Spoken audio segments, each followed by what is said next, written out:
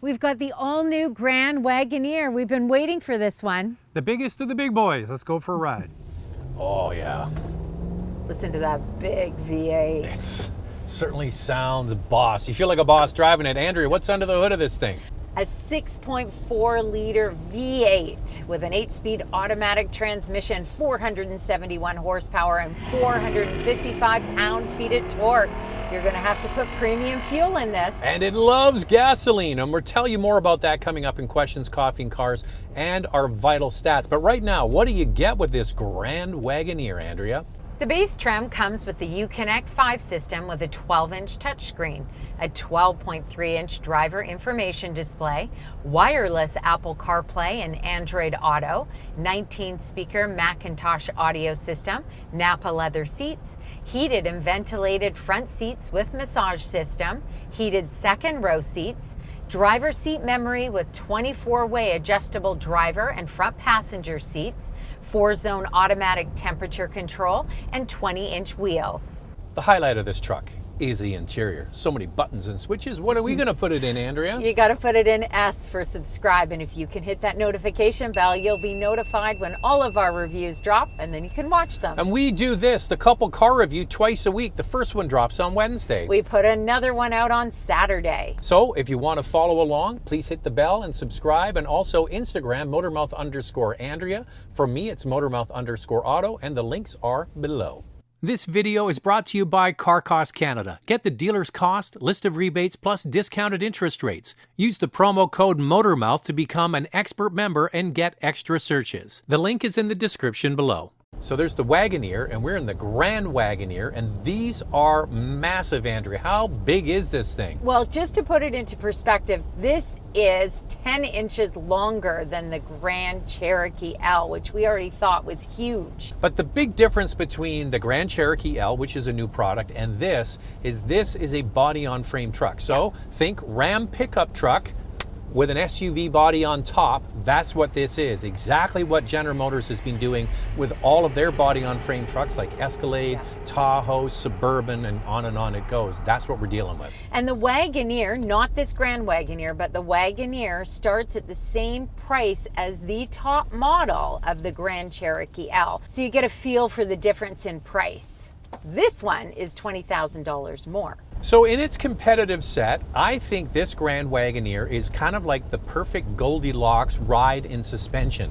So on one hand, you've got the Navigator with a very soft air suspension, and on the other hand, you've got Escalade, which can be quite firm and sporty, and this one is perfect. It's right in the middle. I think it's going to appeal to a lot of people for that reason. I know that some really like kind of that soft, smooth drive that you get in the Navigator. Some might find the Escalade to be too firm. I think you're right, Zach. It's going to appeal to a broad range for sure. And this engine and the transmission is so seamlessly smooth. The engineering that went into making this a luxury SUV built on a Ram pickup truck is spectacular. And it's funny you mention Ram pickup truck, because when I was maneuvering this in the city, backing up out of driveways, I did find that it is a little bit like a pickup truck. So did they engineer extra capabilities into this, building on top of a Ram pickup truck? I think they did. They did. This is capable. Are you going to take it off-roading? Probably not, because it is so big. It comes with standard Quadra Lift air suspension, Quadra Drive II 4-wheel drive system, and Selec-terrain traction management system with 5 modes. On top of that, you get an adaptive damping system, and you get an electronic rear limited slip differential if you need to get some extra traction. So Zach, what do you think of this? How does it look? Well, all I see from the front is a Ram pickup truck with a fancy grille. I think they missed the mark on the styling. As much as I like the Grand Cherokee L, I'm not loving this. I think it's kind of awkward. I think the B and the C pillars are too thick, and I don't know, it seemed like 3 different people designed this car. Well, I think that the front grille looks like the Grand Cherokee L. I think that the windows are too short. The only thing that I see maybe looking like the old Grand Wagoneer is the back. It's got a boxy design with a smaller window. That's all I'm seeing here. So in our hot topic that's coming up, we actually have a question from someone that owns a vintage Grand Wagoneer, so stay tuned for that. I think that it just I don't know. I don't love the look of it. Like when you're up against those GM trucks like the Escalade, the Yukon we drove, Yeah. they just look so good. This one, I can forgive the look of the outside because when you step inside, man, this might be one of the nicest luxury interiors of any brand that Yeah. we've been in years. I think this is best in class. This one has a tan and black interior with tan stitching throughout. And how about these screens? Well, there's screens everywhere. You've got a screen behind the steering wheel. There's Yeah. a big audio screen in the center. Below that is the heat and navigation. And I have a screen over here. And there's screens in the back. Yeah. This one, the digital driver display, is 12.3 inches. The middle one is 12 inches. The one below is 10 1/4. The one to the right is 10 1/4. The one in the back is 10 1/4. And the two entertainment screens are 10.1 inches. I don't think I would ever use the passenger infotainment screen. I don't know. This was in Taycan Right. when we had a chance to drive it. I just think it's just an extra thing they're adding in because they got to add extra things in. Well, my concern is we had our oldest son in here and he likes all that hip hop music. And this just gave him some really good access to changing the songs all the time. But I get it, you know, it's kind of nice for the passengers. But it was all done in terms of research. He said we have to try the MacIntosh stereo out Yeah. with some bass to see how it did. Now, this comes with a whole lot of speakers as standard equipment, right? It does. This comes with 19 speakers. It's the same MacIntosh system, but the top two trims get the 23 speaker system. One up from the base model, the 23 speaker system is available. Now, I tried it out with the soundtrack I was playing when we had the Escalade, and it doesn't sound as good as the Escalade system. It has the new AKG system, and it is so clean, powerful, and just all surrounding. This one's good. It's not in the same league as that. No, and it's got 36 speakers in the Escalade system. Zach and I cranked that up one night, and it really is a wonderful sound. What I like about this Grand Wagoneer is that it has some buttons on the side and buttons below the screen, so you can put on your heated and ventilated front seats and your heated steering wheel without having to go into the system. But one of the things is the wood and the inlay of Grand Wagoneer on the dash is pretty spectacular. There's leather, real leather down the sides of the center console. It's beautifully done. Like this is, I'm going to say it again, I think this rivals any luxury interior. We had the S-Class or Mercedes-Benz recently. Yes. This is nicer than the S-Class Mercedes-Benz. Well done, Stellantis, FCA, Jeep, Dodge, Chrysler, whatever you're called these days. These seats are really comfortable. They've got lumbar support, a massage system. It really does feel quite luxurious in here. And the back seat is what you would expect on a body-on-frame truck. There is a lot of room to get in the second row seat. This offers best-in-class second and third row legroom. We have the 7-passenger here with the captain's chairs, but you can get a bench seat to carry 8 passengers, and that is no extra charge. This second row is roomy. It offers an inch more space than the Escalade and more than an inch and a half more than the Navigator. Andrea mentioned the third row is best in class. It is very roomy. In fact, it's a question coming up in Questions, Coffee, and Cars. Now, what about carry-on and a cooler?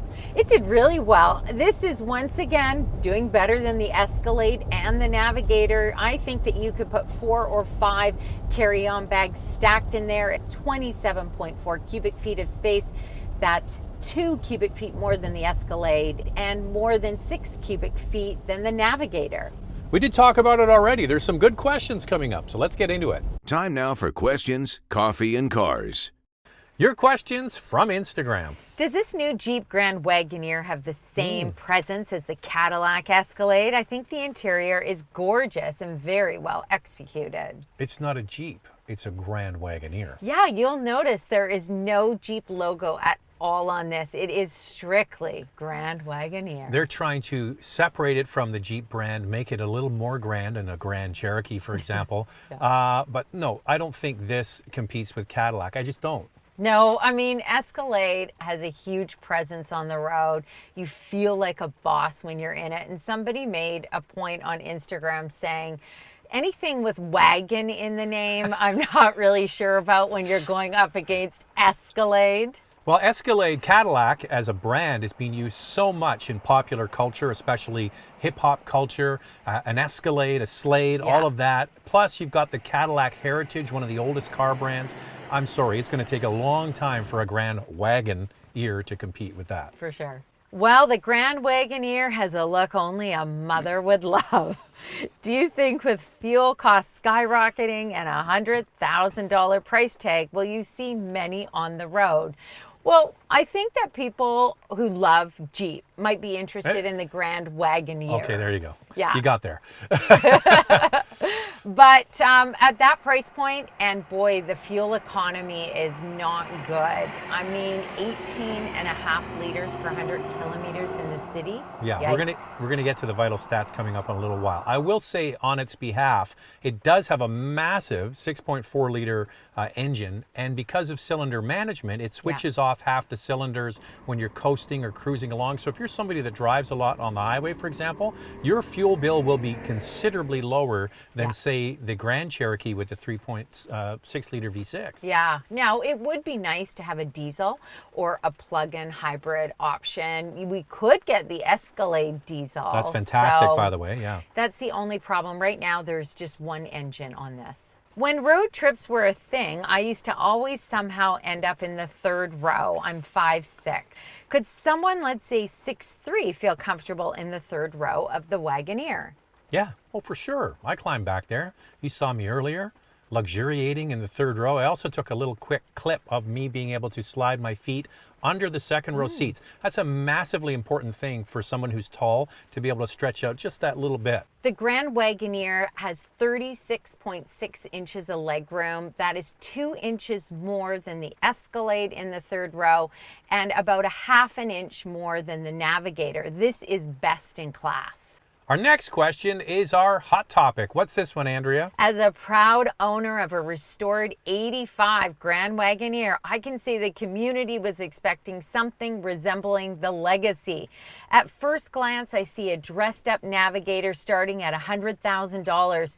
Jeep missed the target audience and expected production product. I would have one in my garage if the price point was $30,000 less and had some of the body lines and wood grain of the platform that made it famous. Ford used the Bronco Gen 1 lines as its design basis, and it's been a hit. Well, first of all, Kevin, nice truck. That's a cool looking truck.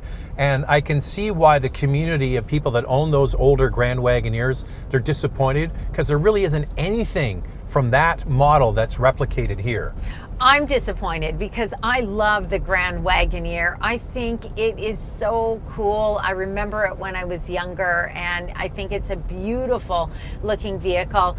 They did not do it with this Grand Wagoneer. I think that they kind of went safe. I think that they feel that this look will appeal to more people, and they use the Grand Wagoneer name maybe to create some extra excitement around the brand. Well, it looks a lot like the Grand Cherokee and the Grand Cherokee L. That's really what they've modified. They didn't even really try with the wheels. The wheels is such a signature piece of that Grand Wagoneer, and also the front grille with the sort of single headlamps. They kind of missed the mark. To me, front of it looks like a Ram pickup truck to me. And I get if they didn't want to put a lot of wood trim, but how about just a little bit throughout? They could have made put it all on the inside. Unique. Yeah, they put it all on the inside. Wood on the outside in 2022 is a no-go. I'm sorry, I'm not going to buy a truck with wood on the outside. Well, I would buy a little bit if it just had a touch here and there, just to give a bit of a throwback to the Grand Wagoneer. I think that they could have named this something else, to be honest with you. So Stellantis thinks they can charge a lot for this, especially when you compare it to its competition. Let's see what else you can buy. For your consideration, 4 vehicles for you to consider.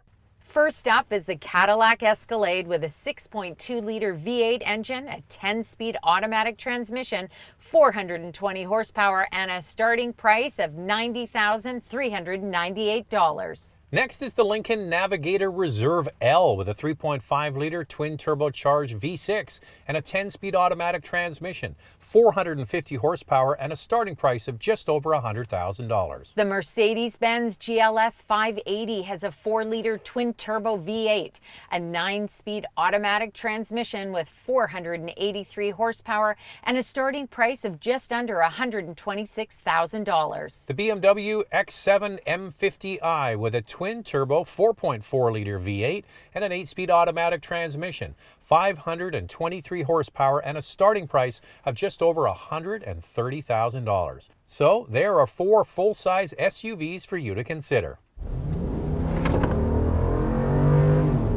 Does sound good. That was $5 in gas right there. This thing is pricey. Let's get into the vital stats. The Grand Wagoneer starts at just under $101,000. The top Series 3 trim is $120,995. Price as tested is $127,575. At this time, there are no JD Power numbers or retained value numbers for the Grand Wagoneer. Here's the fuel economy. 18.6 liters per 100 kilometers in the city, 12.8 on the highway. That's just 15 miles per gallon in the city, 22 miles per gallon highway. This has best in-class towing capacity of 9,850 pounds. The warranty is 3 years, 60,000 kilometers, or 36,000 miles. Lightning round, two things you like to see improved. Well, I love this interior. It is absolutely gorgeous, and I like how this drives and handles. What I'd like to see is a diesel option or a PHEV, and maybe just add a little bit of detail so it looks like a Grand Wagoneer. As I mentioned at the beginning, it has the Goldilocks ride. I like that, and the engine is spectacular. What I don't like, the fuel economy is horrendous, and I don't like the way this thing looks. It's so important to have a good-looking truck. The Grand Wagoneer is large and luxurious. And very pricey. This video is brought to you by Car Cost Canada. Get the dealer's cost, list of rebates, plus discounted interest rates. Use the promo code Motormouth to become an expert member and get extra searches. The link is in the description below.